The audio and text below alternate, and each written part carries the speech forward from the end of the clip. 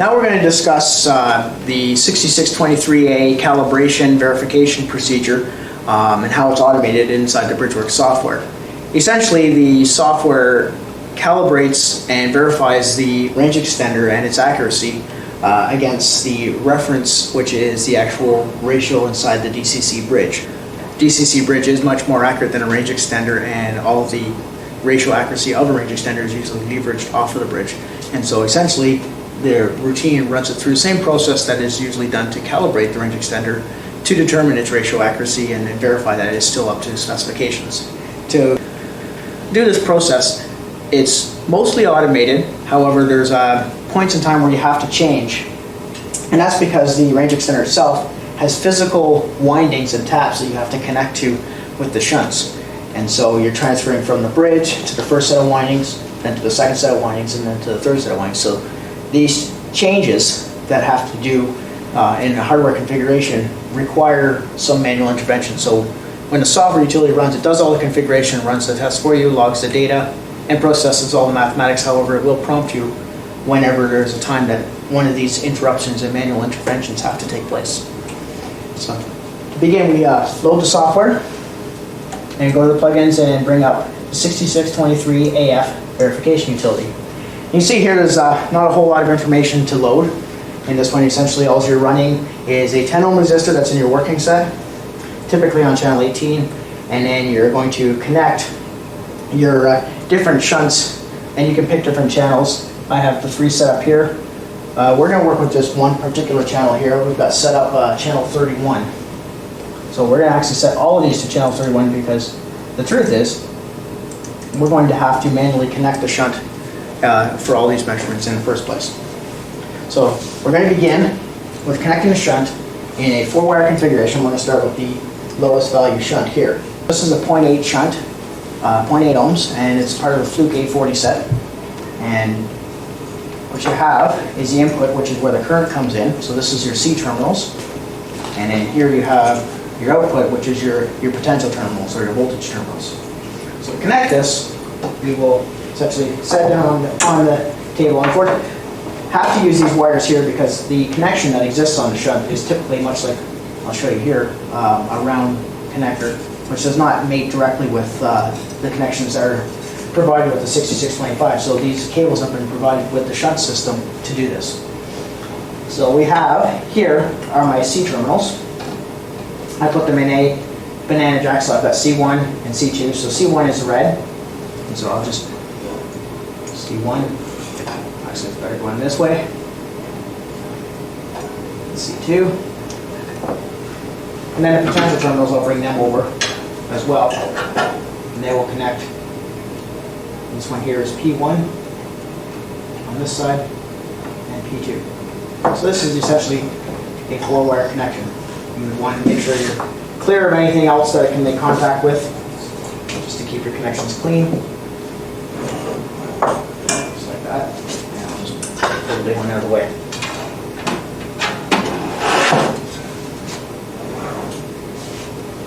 And then you go over to the utility and basically click on start. It will ask you for a location in which to store the data, and we'll just use the default here. And the user prompt will come up and says to connect your 0.8 ohm shunt. So even if you had forgotten to connect it for whatever reason, this will be a chance to make sure, review your wiring, that it's all correct. And once you actually click on the OK button here, and I've got it set up to channel 31, the system will then configure itself and make the initial measurement.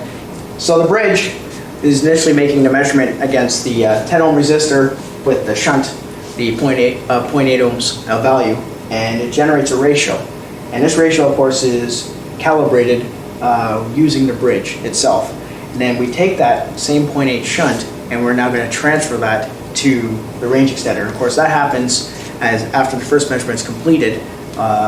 You'll get a user prompt on the software to tell you to change the shunt to connect to the ×20 range on the range extender. So to do that, we basically will take the C terminals. We have the P terminal still connected here on channel 31, but we'll disconnect the C terminals here, right? And so the C terminals, what we got here is P1 is on red and C1 is on black. Or sorry, P2 is on black So here we'll go, C2 is on black, C1, and we'll connect that to the first range-to-range extender, which is the times 20 range.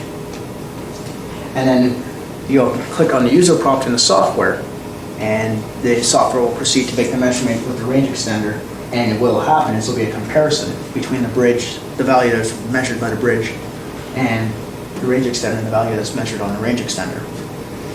Once this measurement is complete, a user prompt will then come up and ask you to switch to the next shunt so we can cascade down to the next range of the range extender.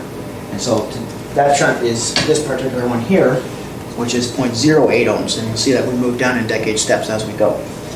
And basically, you'll be just disconnecting the shunt here. So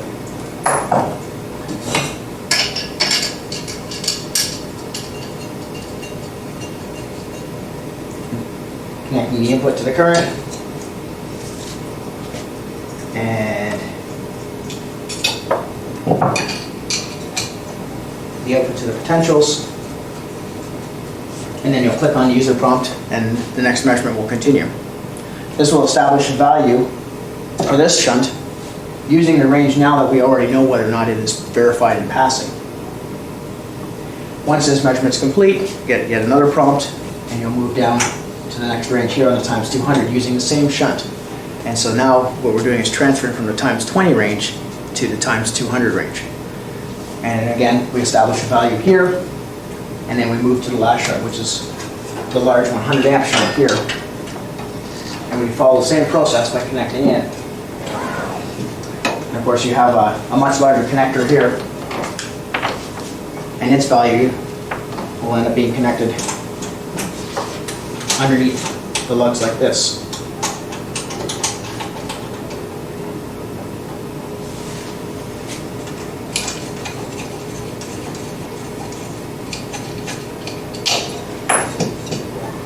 This one out of the way.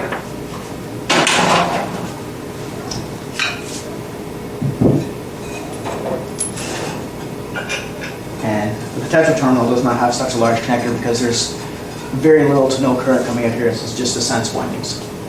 And then it'll make the measurement at the times 200 using the largest shunt. And then when a value is established for it, then you'll be prompted for the last measurement, which is moving it to the larger current terminals here on the times 2000 range. You just wind them underneath, like that. And the last measurement will continue until the process is complete. Once this is all done, essentially at that point, you have an intercomparison coming right from the bridge, transferring for all three ranges of the range extender. And to do that, we'll of course look at the report, and you'll see results here. So go into the utility window, click on report, view the current data, and essentially they just do a comparison of the ranges and determine whether or not the ranges will intercompare within the published specifications of the range extender and 6622 bridge, which comprises the entire system.